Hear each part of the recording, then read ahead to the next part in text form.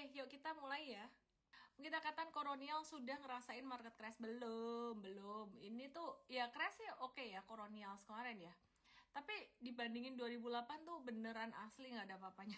Aku start dari IHSG dulu. IHSG, analisis IHSG bagaimana? IHSG sebenarnya kita udah antisipasi terutama untuk saham big banks itu dari bulan Desember kemarin yang udah naik terus kita antisipasi, tapi ternyata Januari sampai Maret itu masih naik dan setelah itu baru turun. Siapa yang inget ya di sini dimana saya dari Desember, Januari, Februari itu terus mengingatkan bahwa big banks tuh ketinggian. Sebenarnya saya dan M-Trade sih, bukan saya aja. Siapa yang ingat? Coba tulis di chatroom, ingat, dan aku nggak tahu kalian sekarang gimana. Ya waktu itu kita cuman bilang jangan beli di atas, jangan beli di pucuk ketinggian. Jadi intinya sebenarnya kejatuhan saham big banks itu sudah terantisipasi dan terprediksi. Intinya secara teknikal, kejatuhan saham-saham big banks itu udah terantisipasi dari Desember kemarin. Dan kita sudah ngejaga supaya jangan kebanyakan beli di atas, jangan beli di atas gitu. Tunggu aja. Nah, kalau ngelihat dari pattern head and shoulders yang udah dijebol, IHSG itu sebenarnya nggak lama lagi akan kena target dari HNS-nya ini atau head and shoulders-nya, yaitu di area 6657 ya. Jadi ini udah nggak jauh lagi nih 6657. Terus kita mau lihat monthly chart IHSG kabarnya bagaimana. 6657 tak bablasin dikit, 6645 boleh ya, karena di monthly chartnya ada support di November 2023, jadi dia akan kembali ke level terendahnya atau low-nya pada November 2023. Itu adalah terendah ketika IHSG membentuk V-shape recovery setelah The Fed mulai nurunin suku bunga. Jadi The Fed mulai nurunin suku bunga, terus dia naik. Nah, habis itu sekarang turun lagi hampir menyentuh level yang sama, yaitu di angka terendahnya 6639 kalau di lowestnya tanggal 1 November ya sekitaran 6639, 6643, beda-beda dikit lah ya. Buletin aja 6640. Support terkuat IHSG di situ. Oke ya.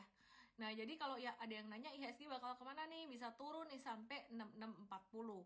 Terus abis itu bisa mantul nggak? Nah, kaitannya sangat erat sekali dengan saham perbankan besar atau perbankan big caps, karena perbankan big caps ini termasuk yang mengendalikan drivernya IHSG gitu loh. Nah, terus kemudian brand juga nih, brand kapan hari kena FCA gimana? Masih bakalan bisa turun nggak sih kabarnya? FCA-nya mau dibuka uang, nggak tahu tuh, cuman IDX yang tahu nih. Jadi brand masih bertahan di 7850 dan belum bikin IHSG turun sih per hari ini ya. Jadi yang bikin IHSG turun hari ini lebih ke emiten perbankan. Jadi perbankannya big caps ada BNI, BBRI, terus kemudian ada juga saham sektor teknologi atau MTech dan lain-lainnya. Kenapa? Asing masih pada buang barang 1,14 triliun, kayak nggak habis-habis gitu loh barangnya. Di BRI 506,6 miliar, BMRI 226 miliar, TLKM 137,9 miliar, BBCA 129,3 miliar, dan BBNI 66,7 miliar. Nah, terus sebenarnya hal ini terkait dengan pelemahan nilai tukar rupiah. Nah, kenapa sih rupiah melemah? Mari kita lihat beberapa saham. Hari ini kita akan bahas beberapa saham, tapi big banks-nya aku akan bahas terakhir ya. Sebelum bahas saham, aku mau bahas rupiah dulu. Yang jadi penyebab utama kenapa market hari ini melemah. Nah, kalau diperhatikan di chart USD IDR saat ini, USD-nya breakout. Dan kalau breakout-nya model kayak gini, waduh ini bisa kemana nih? Ini bisa sampai ke level 16.600 bahkan 16.700. Jadi dia bisa sampai ke level 16.600 bahkan ke 16.700. Kayak gini ya. Copy, paste. 16.600 sampai 16.700. Waduh bahaya dong kalau gitu. Apa sih sebenarnya yang menyebabkan USD ini jadi begitu menguat? Sebenarnya kalau kita perhatikan di tahun 2020 kemarin, kita lihat di tahun 2020 ya pas pandemi kemarin, angka yang sama sekitaran 16.600 atau 16.700 itu pernah tersentuh ya. Jadi di 2020 USD-nya tuh sempat mencapai 15.156. Nah, Jadi pertanyaannya gimana? Masih aman nggak sih? Bisa nggak mencapai level 15 ribuan pada masa pandemi kemarin? 15.000 dengan angka 16.648 yang tadi kita lihat, kita hitung ya dari target pattern. Ini beda dikit. Jadi kalau ditanya apakah USD itu bisa mencapai, sorry ya, ini aku tadi salah ngomong, 16.738, 16.700. Tertingginya 16.738. Jadi 16.600 tadi target dari pattern cup and handle di sini. Ini ada cup and handle kecil, targetnya 16.640. Terus tertingginya pada masa pandemi kemarin itu tertingginya di 16.738. Tadi aku salah baca low-nya ini. Low-nya di 15 ribuan. Aku ralat ya, tertingginya di 16.738. Jadi sangat bisa sekali menyentuh level tertinggi di 16.738. Kesimpulannya, saham Big Bank masih akan bisa terkoreksi sedikit lagi. Dan area 16.738 atau aku buletin aja 16.800, 16.700-an itu menjadi resisten yang sangat kuat sekali untuk USD. Pertanyaannya, apakah perlu beli USD? Sekali lagi, jangan beli sesuatu yang sudah naik ketinggian ya. Jadi jangan beli sesuatu yang udah naik ketinggian. Out of topic dikit, beberapa waktu kemarin kita ada bahas tentang BTC USD, Bitcoin waktu itu kan naik kencang banget ya di Februari, Maret. Kita bilang udah jangan beli gitu. Kenapa? Karena bakalan sideways. Dan benar selama 3 bulan terakhir ini Bitcoin tuh nggak kemana-mana. Dia sideways terus. Karena apa? Karena naiknya udah ketinggian. Demikian pula dengan USD. USD ini dia mentok sekitaran level 16.700, 16.800-an, dimana ini dari target pattern cup with handle-nya dan juga level tertingginya pada masa pandemi kemarin. Jadi jangan dikejar deh saat ini kalau kalian mau beli USD. Bahas BRI dan BCA Kak, oke nanti saya pasti akan bahas. Nah, apa sih sebenarnya yang menyebabkan pelemahan nilai tukar rupiah? Nah, kita mau lihat nih, ada perjalanan rupiah sejak zaman dulu itu gimana. Dan kita bandingkan juga dengan kondisi saat ini, bagaimana sebenarnya nilai rupiah. Rupiah per hari ini melemah sudah mencapai level terendahnya 16.414. 16.414. Kenapa sih? Singkat cerita sih sebenarnya disebabkan karena The Fed belum mau nurunin suku bunga. The Fed menahan suku bunga. Dan ada beberapa hal yang lain. Seperti contohnya, selain proyeksi FOMC, ternyata banyak negara lain itu yang agak kurang percaya dengan kebijakan dari presiden terpilih kita ke depan, yaitu Pak Prabowo, untuk kebijakan makan siang gratis. Karena kabarnya nih, rasio utangnya tuh bakalan naik jadi 50%. Jadi Pak Prabowo tuh akan menaikkan rasio utang RI jadi 50% dengan kegiatan makan siang gratis itu. Dan meskipun rencana rasio 50% itu masih di bawah batas aman 60%, tapi ini bisa membuat investor asing tuh khawatir terkait kebijakan fiskal di Indonesia. Tercermin dari rupiah yang melemah mendekati area 16.500 per hari ini udah 16.414 tadi. Dan juga surat utang yang masih terus membesar hingga saat ini. Jadi utangnya Indonesia makin gede gitu ya. Nah, terus aku mau lanjutin nih. Sementara aku matiin dulu komennya. Kita mau lihat perjalanan rupiah sejak zaman dulu nih ya. Jadi dalam 20 tahun terakhir ini rupiah sudah terdepresiasi atau melemah secara signifikan terhadap dolar Amerika ya. Jadi turun 45%. Ini sumbernya aku lihat dari Algo Research ya. Dari 9.000 jadi 16 ribuan pada level tertingginya waktu itu. Dalam 10 tahun pertama selama pemerintahan kepresidenan Pak SBY waktu itu. Nah, rupiah tuh kena imbas kenaikan dari suku bunga Amerika pada 2005, 2007 dan krisis keuangan global di tahun 2008. Dan penyusutan rupiah struktural tuh baru dirasakan pada tahun 2013, didorong karena taper tantrum ya, waktu itu karena taper tantrum. Terus kalau kita perhatikan di tahun 2020 sampai 2024 ini, apa yang terjadi? Yang pertama pandemi, kemudian di tahun 2022 sampai 2024 ini terjadi pengetatan moneter, yaitu suku bunga yang sempat dinaikkan oleh The Fed dan juga stimulusnya sangat dikurangi. Nah, itu membuat rupiah menjadi sangat melemah atau USD yang menguat terhadap mata uang negara lain. Pertanyaannya, apakah pelemahan mata uang rupiah ini terhadap USD ini masih akan berlanjut? Masih akan berlanjut. Padahal suku bunga Amerika tetap yang diharapkan turun. Karena nggak mau turun, masih di situ aja.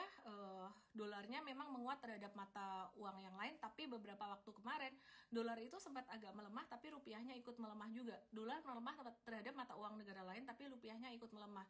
Nah, salah satunya karena rasio utang RI ke depan berpotensi jadi naik.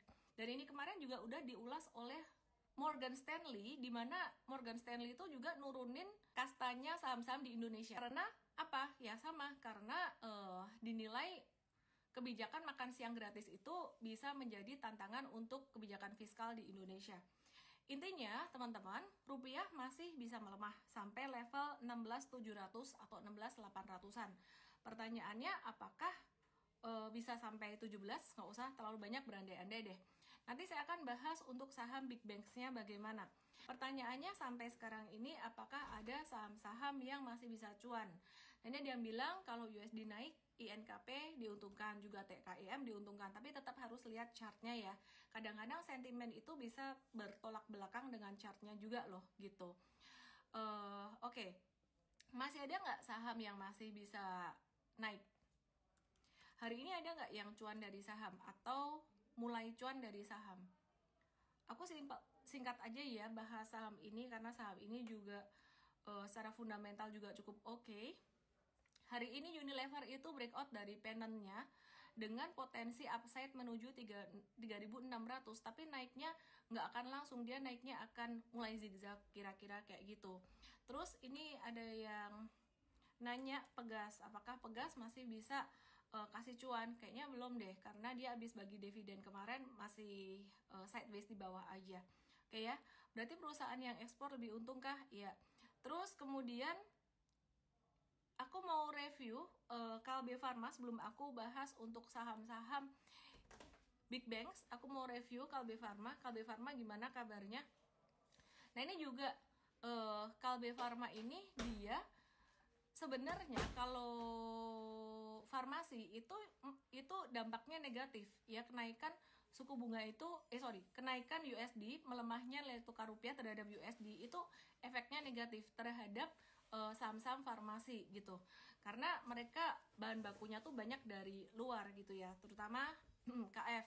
Nah, tapi Kalbe Pharma ini secara chart justru malah dia naik. Chartnya ini trennya naik meskipun dia ketahan dari MA 200-nya di sini. We have to be very careful di sini. Unilever masih hidup nggak? Justru malah hari ini serius tuh, malah baru naik, bingung juga kan? Oke. Nah, ada lagi saham Sido yang beberapa hari kemarin itu justru malah naik dan sekarang tuh lagi retrace ya. Perhatikan untuk saham Sido beberapa hari kemarin tuh naik dan sekarang lagi retrace. Disclaimer, ini bukan satu ajakan untuk beli, tapi kita ngelihat ada breakout yang lumayan signifikan pada tanggal 7 Juni kemarin. Ini definitely nggak ngikutin global, makro global. Mungkin ada yang bilang jangan-jangan itu digoreng atau dinaikkan beberapa pihak. Waduh, saya juga nggak tahu, tapi yang jelas secara teknikal dia tuh masih cakep gitu. Porto udah minus 10%. Ya, slow down dulu aja, saat ini belajar aja, nggak usah kebanyakan beli saham dulu. Nah, terus kemudian kita akan lihat poultry ya, ada tantangan buat poultry, sektor poultry ya. Tantangannya apa? Harga live bird-nya turun, dan juga selain itu harga jagung lokalnya tuh naik buat poultry. Hal ini tuh bisa berdampak pada turunnya margin keuntungan emiten poultry karena harga jualnya rendah dan biaya produksi jagung itu meningkat. Kita akan lihat kadang-kadang fundamental dan technical, sentimen itu kadang sama, kadang nggak begitu sama juga gitu. Nah, kita akan lihat Japfa, gimana kabarnya Japfa? Japfa saat ini masih turun, masih retrace turun terus, tapi kita melihat Japfa ini semakin dekat dengan area bekas breakoutnya di 12.55. Sekarang Japfa itu udah sampai level retracement 50%. Thank you ya yang ngirim bunga dan lain-lain. Oke, udah sampai level retracementnya 50%-an. Nah, jadi aku sih, kita M-Trade sih nge-watch ya, Java ini kalau sampai dia turun sekitaran 12.55-an, ini cukup menarik nih untuk Java. Unilever kok nggak dibahas sih? Udah loh tadi. Terus aku mau bahas Breeze ya, aku bahas Breeze. Breeze Miss naik sendiri dari bank lain, memang kemarin dia naik sendiri ya, tapi hari ini dia juga turun gitu. Akan ada impact nggak tuh Grace Natalis jadi komisaris mining? Nggak ngefek sama sekali, nggak ngefek. Komisaris tuh kerjanya ngapain sih? Sebenarnya nggak ngapa-ngapain kok. Serius nggak ngapa-ngapain komisaris. Oke, yang kerja aktif tuh kan direktur. Perhatikan di sini, ini Breeze kemarin tuh bentuk kayak double bottom kan, kita nggak masuk dulu, kita nunggu retracementnya. Nah ternyata efek dari penarikan dana Muhammadiyah itu nggak signifikan ya, jadi nggak terlalu signifikan buat Breeze ini. Oke, terus kita akan lihat Inco, banyak banget ya yang nanyain Inco ya. Inconya masih turun, biarin aja dulu turun, kena support 4050. Kita lihat harga nikel gimana, nanti kita akan kembali ke saham Big Banks. Kita akan melihat saham Big Banks ya nanti ya. Ini nikelnya masih turun sih, wait and see dulu aja ya. Oke, terus UNTR gimana? Tadi ada yang nanya kenapa UNTR ada review sell breakdown. Simply dia breakdown dari 21875. Jadi ini sektor komoditas pun banyak yang breakdown juga. Jadi kita wait and see dulu aja. Hanya tersisa sedikit saham yang lagi masih oke. Harga coal-nya sempat naik beberapa hari kemarin, tapi saham coal malah masih turun. Jadi tetap kita ngikutin chartnya saham coal aja, jangan masuk dulu ya, wait and see dulu, jangan masuk dulu.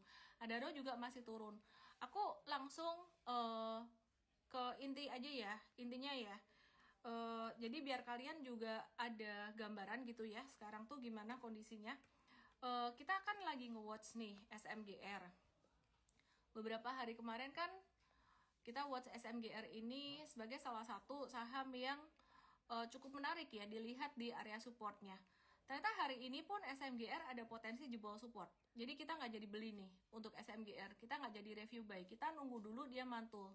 Dan beneran kalau misalkan dia mantul dari 3440 baru dia membentuk double bottom gitu ya, di situ baru kita buy. Intinya jangan buy pakai candle merah ini, tunggu hijau dikit. Jadi kalau ada yang nanya kenapa telat, sebenarnya bukan telat, kenapa nggak belinya di best price 3440, nangkep pisau jatuh kalau candlenya masih merah gitu ya. Jadi SMGR kita nunggu dia bisa mantul dikit gitu ya. BMRI kapan boleh serok nanti ya.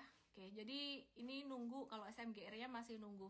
Terus kemudian kita akan lihat INTP. Ini INTP ya, perhatikan di sini. Sama kayak SMGR, dia masih turun terus. Bedanya kalau SMGR tadi udah kena supportnya. Rawan breakdown. Kita nunggu hijau atau pantulan hijau di area support 3440. Di bawah sini, pas di garis putus-putus ini. Nah, di garis biru ini. 3440 di sini. Nah, tapi kalau INTP, aku langsung aja. Intinya di sini gimana? INTP itu dia lagi mendekati support, belum kena supportnya. Kita lihat di 7050 ini dia potensinya gimana. 7050 di sini ini support yang cukup kuat. Ini ada dua support, di sini ada dual support, ada MA20. Terus kemudian di sini ada garis biru ini ya. Jadi garis biru ini sebenarnya neckline bekas jebolnya dia. Pakai asisten, nggak pakai asisten. Mana ada asisten? Asistennya jam segini udah nggak kerja. Oke ya, ini ada yang komen di tok-tok. Intinya 7050 ini ada area support bekas breakoutnya di sini. Terus kemudian sekarang dia jadi support yang sangat kuat ya. Tadinya dulunya resistance di 7050 ya. Terus dijebolin ke atas. Nah, resistance yang dijebolin ke atas dia jadi support. Dia jadi support yang sangat kuat. Terus kemudian di sini ini ada MA20 ya. Ada MA20 yang nahan di sini. Jadi dia potensi turun, terus potensi mantul lagi. Kita masih nge-watch ini sih. Disclaimer. Sentimennya buat semen ini sebenarnya nggak ada sentimen apa-apa. Mungkin ada deal dengan IKN ya. Mungkin ada pembangunan di IKN atau gimana. Ya nggak ngerti deh. Tapi kita lihat aja. Apakah karena bola? Masih bisa ada karena bola juga. Benar juga bisa karena bola. Kenapa? Karena pada masa ada bola kayak gini, biasanya tuh duit juga ngalir pindah ke sana. Terus kita lihat Elsa. Elsa tuh banyak ditanyain juga. Market begini kosongkan Porto. Waduh, kalau kosongkan Porto sekarang telat Bang Romeo atau Romero tadi. Kalau mau kosongin Porto itu dulu pas saya bilang Big Banks-nya kemahalan atau ketinggian. Itu kosongin Porto. Tapi kalau kosongin Porto sekarang telat banget gitu. Kita bahas Elsa yuk. Elsanya lagi turun terus, lagi downtrend, biarin aja. Sekarang aku mau bahas kebijakan short sell. Siapa di sini yang udah ngerti short sell? Tulis ngerti. Yang nggak ngerti tulis nggak gitu aja. Coba tulis di sini siapa yang ngerti short sell. Banyak yang nggak ngerti ya, short sell itu apa? Aku jelasin. Yang udah trading forex pasti ngerti. Short sell itu artinya open position di atas, close di bawah. Berarti kalau harganya turun, malah cuan. Kalau harganya naik, dia malah rugi. Jadi, kalau harganya turun, dia malah cuan. Kalau harganya naik, dia malah rugi. Sampai di sini, tok, paham? Sampai di sini doang. Kalau paham, tulis sekarang paham. Paham. Kalau dia sideways, ya sideways kan ada turun naik juga. Intinya pokoknya kalau turun, kamu rugi. Kalau dia naik, kamu cuan gitu loh. Nah, short sell ini sempat dilarang atau dimatiin pada 2 Maret 2020. Kenapa dimatiin di 2 Maret 2020? Karena waktu itu bursa pengen melindungi market itu supaya nggak semakin turun gara-gara pandemi. Itu kan waktu itu jatuh gara-gara pandemi, short sell-nya dimatiin. Pertanyaanku, kalau short sell dinyalain lagi, kira-kira efeknya bakalan bikin saham lebih naik atau lebih turun? Coba tulis di sini. Logikanya aja loh. Dulu sebelum 2020 ada short sell. Pas mau pandemi, bursa waktu itu matiin short sell-nya biar nggak bakal makin jeblok. Nah, sekarang dinyalain lagi. Udah kena FCA, kena short sell. Ya jadi makin gampang turunnya gitu loh. Jadi investor gimana nih? Sebaiknya retail gimana nih? Nomor 1, kalau kalian nanya ke saya setuju nggak? Sebenarnya nggak setuju sih. Tapi kita tuh bisa apa sih? Retail tuh bisa apa? FCA aja udah banyak yang ngasih masukan, termasuk mantan direktur bursa yang dulu. Tapi katanya dikaji-kaji sampai sekarang juga nggak ada perubahan, nggak ada kabar bakalan dibatalin atau gimana gitu. Yang kedua, ditambah short sell ini secara logika bakalan bikin saham lebih turun. Tapi aku cuma mau kasih tahu buat kalian. Saya kan trading udah dari tahun 2007 ya sampai sekarang. Nah, sebelum 2020 berarti ada short sell dong kalau sempat dilarang di 2 Maret 2020. Kira-kira efeknya gimana sih? Rasanya sih gimana sih dulu? Gak ngefek gimana-gimana. Nggak terlalu signifikan. Jadi meskipun saya bete juga dengan kebijakan yang aneh-aneh kayak gini, tapi saya mau kasih tahu bahwa kalian itu gak perlu terlalu takut dengan kebijakan short sell ini. Karena sebelum 2020 itu juga gak terlalu ngefek gimana. Jika kamu pilihnya emiten yang punya salah satu atau salah dua ini. Fundamental oke, atau kalau fundamentalnya nggak oke, technical dan likuiditas oke. Technical dan likuiditas ini harus dan, bukan atau. Pertanyaannya gini, kalau fundamentalnya oke, technical dan likuiditasnya oke, gimana dong? Wah, bagus banget dapat ketiganya. Kalau fundamental oke, technical oke, tapi likuiditas nggak oke, gimana? Jangan. Jadi ketiganya ini sebenarnya yang paling penting, rajanya siapa?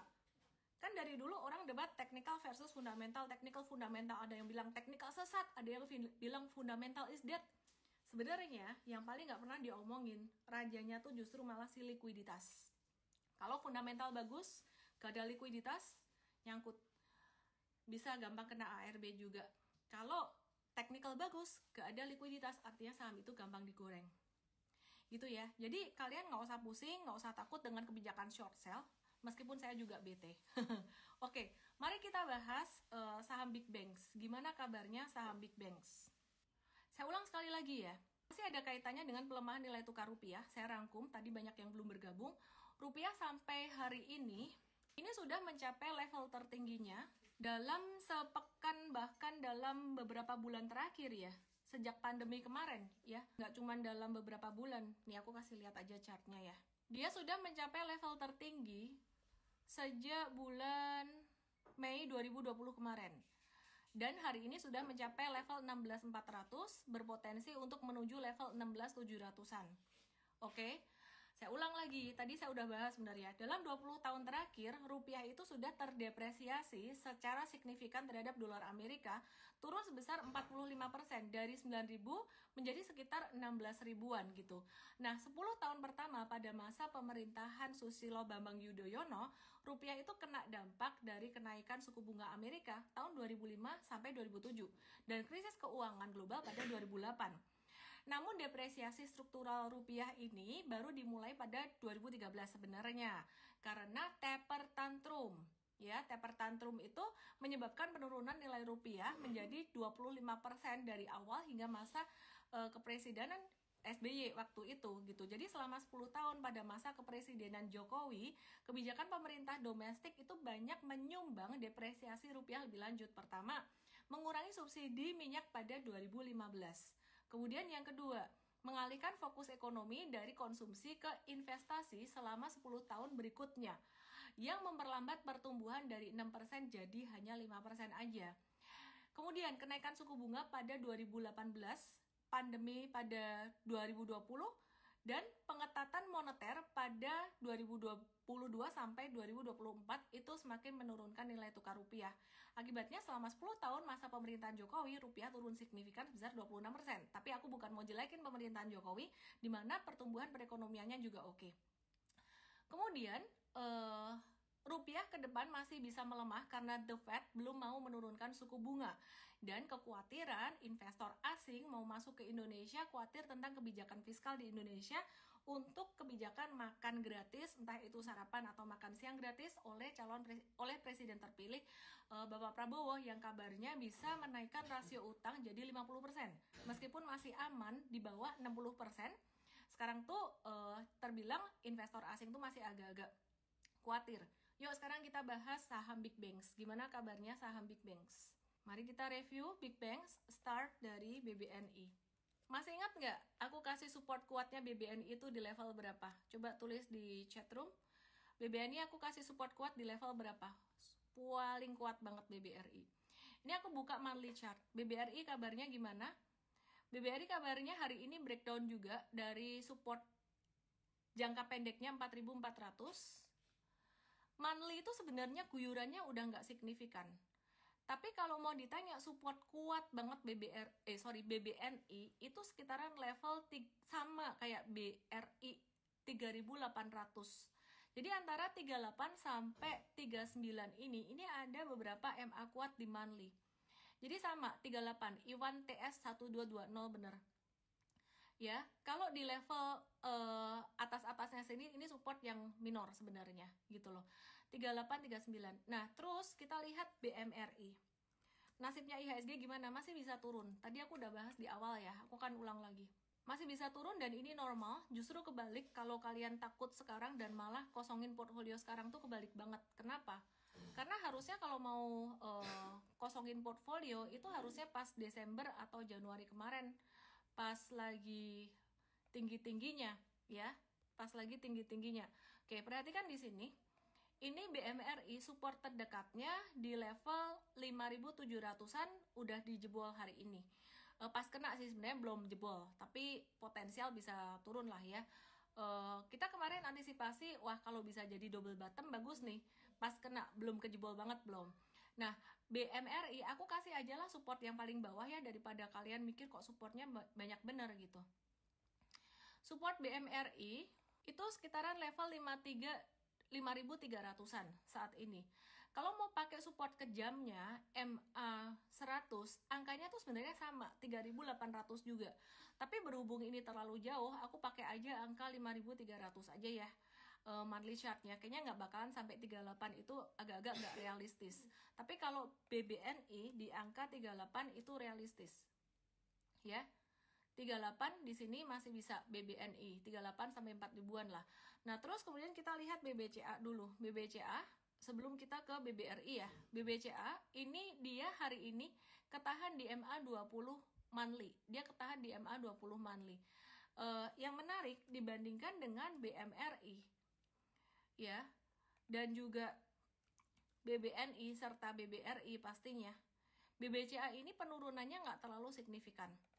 Kita lihat BBCA. Nah, ini penurunannya dia nggak terlalu signifikan secara monthly. Terus kita lihat daily chartnya gimana? Apakah hari ini BBCA juga sudah jebol support? Belum. Jadi support BBCA kemarin saya ada bahas jangka pendek supportnya di 9.000 sampai 9.100. Nah, ini belum jebol support. Jadi ini belum jebol support di sini. Terus ini aku mau gambar satu garis trendline, dia masih downtrend gitu. Dia belum jebol support, masih ketahan di 9.000 sampai 9.100 ya. Terus BBRI gimana kabarnya? Oke, aku mau kasih lihat ada yang menarik dengan BBRI. Perhatikan semuanya ya. Pay attention. BBRI support kuat, udah saya bahas berkali-kali. Paling kuat banget di 38. Jadi kalau sampai the worst scenario kena 38 dia akan langsung mantul lagi. Kemungkinannya kena di 38 masih sekitaran 30 persenan ya, 30 persenan. Kemarin 20%, sekarang naik jadi 30% probability-nya. Oke, sekarang aku mau kasih lihat kalian. Ada yang bilang, BRI di net sell asing terus nih. Kok gak habis-habis ya? Ini di bulan April, 26 April. Ini di 31 Mei. 31 Mei semua transaksi saham kebanyakan tinggi, ada rebalancing MSCI, kebanyakan saham volume transaksinya tinggi. Tapi dia udah lebih rendah dibandingkan 26 April. Turun terus. Dan sejak 31 Mei kemarin, volume transaksi jualan BBRI ini semakin turun. Kelihatan dari volume merah yang semakin turun. Nah, kesimpulannya gimana? Kesimpulannya sebenarnya tekanan jualnya sudah tidak sebesar di bulan April kemarin. Saya sangat senang tadi banyak yang ingat ya, ternyata bahwa di Desember, Januari, sampai Februari itu kita banyak, saya dan tim Mtrade sudah banyak mengingatkan bahwa 4 big bank sudah kemahalan. Nah, sekarang saya mau mengingatkan bahwa BRI ini sudah mendekati fair value.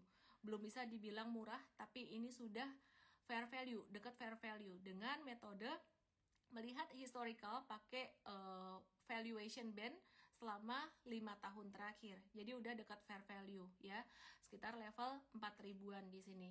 Kesimpulannya sebenarnya aku mau kasih tahu masih sama kesimpulanku, masih sama. Kalian gak usah ketakutan saat ini, hold aja dulu.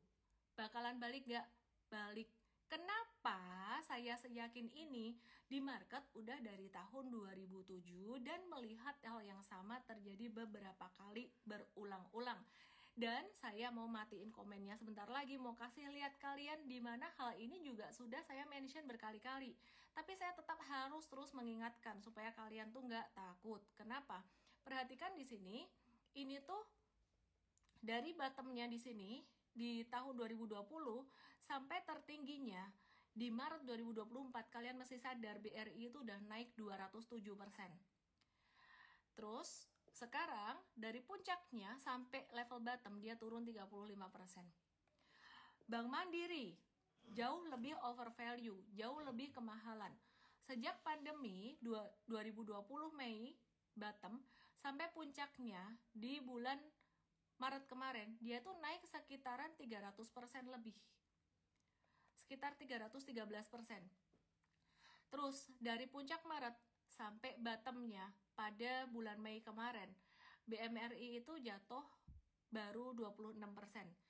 Jadi kesimpulannya ya, kalian gak usah terlalu kejauhan mikir asing gak mau sama Indonesia dan sebagainya. It's just the matter of time. Asing juga mau cuan, mereka juga mau profit taking loh. Sekarang ini adalah mereka lagi profit taking. Ada waktunya ketika valuasi udah mulai terdiskon, mereka akan beli lagi. Jangan jadi trader atau investor kebalik-balik.